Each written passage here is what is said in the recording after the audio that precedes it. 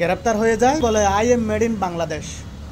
বাংলাদেশের ভাবমূর্তি নষ্ট করার জন্য, সুনাম ধ্বংস করার জন্য বাংলাদেশের এম্বাসির মানুষগুলাই যথেষ্ট। বাংলাদেশের এম্বাসির মানুষগুলা টাকা খেয়ে বিদেশি মানুষের হাতে আমাদের দেশের পাসপোর্ট তুলে দেয়।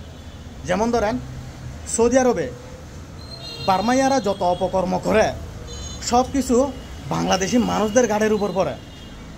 ওই যে বার্মাইয়ার হাতে বাংলাদেশি পাসপোর্ট এটা দিছে কে?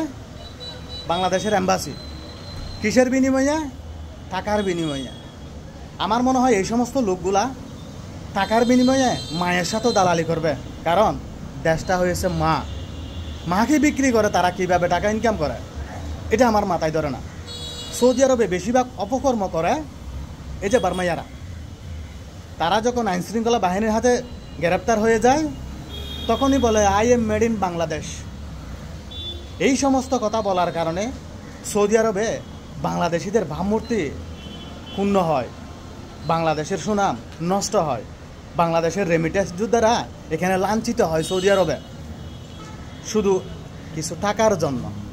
দালাল মাদারবোর্ড এম্বাসির মানুষগুলা।